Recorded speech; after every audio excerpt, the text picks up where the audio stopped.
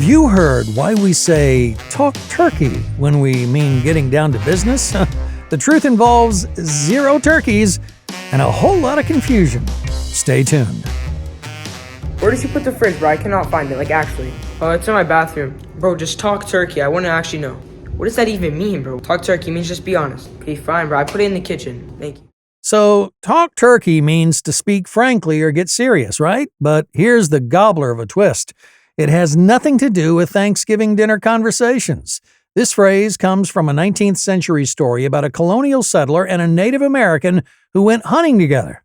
They caught several turkeys and crows, and when dividing the spoils, the settler tried cheating by saying, "You take the crow, I'll take the turkey for each bird." The Native American finally said, "You're not talking turkey to me," meaning, "You're not being honest with me." By the 1920s, talking turkey meant getting down to brass tacks. Eat humble pie. So when someone has to eat humble pie, we think that they're admitting they were wrong. But this phrase comes from a truly humiliating medieval dish. Humble pie was made from umbles, that's the heart, the liver, and other internal organs of deer. After a hunt, the nobility ate the choice venison while servants got the umbles baked into a pie. It was literally the leftovers of leftovers. By the 1800s, eating humble pie meant accepting a lower position or admitting fault. The humiliation was baked right in. Hey, mate. Oh my goodness, you have a cornucopia of that. It's just water. You're supposed to have some. Absolutely cornucopia. Oh my God. A large amount of it. You know what I mean? We all know the cornucopia is that overflowing horn on Thanksgiving tables, but the word literally means horn of plenty from Latin. The legend says that Zeus was nursed by a goat, yes, a goat, named Amalthea, and when her horn broke off, it magically filled with fruits and flowers.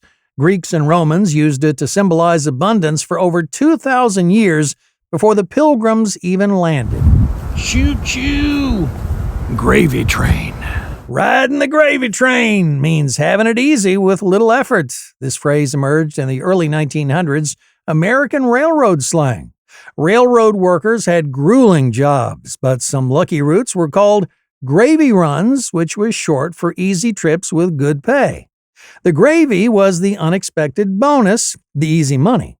It hit mainstream vocabulary around the 1920s and had nothing to do with Thanksgiving dinner.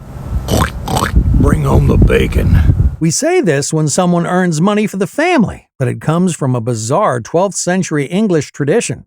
In Dunmow, England, married couples who could prove that they hadn't fought for a year and a day would win a flitch of bacon. The tradition still exists today. It became American slang when boxer Joe Gans's mom told him to bring home the bacon before his 1906 championship fight. Guess what? He did. He won and brought home the bacon. Ooh, the apple of my eye. This gratitude-filled phrase appears in the Bible's Psalms and Deuteronomy, written around 885 BCE. The apple was the pupil of the eye, considered precious because damage meant blindness. King Alfred used it in English around 885 CE. Shakespeare popularized it in A Midsummer Night's Dream, and now we use it for anyone that we cherish. Count your blessings. This seemingly modern phrase actually comes from an 1897 hymn by Johnson Oatman Jr. called Count Your Blessings. The song encouraged people to literally count good things when feeling down. It became so popular that by the 1920s, everyone was using it in everyday conversation, proving that the best advice really does come from church. Say what? And that's all for this week's edition of Have You Heard? Please leave a comment and tell me which was the most surprising one that you've never heard. I'm Troy W. Hudson, the voiceover with personality. Until next time, stay curious.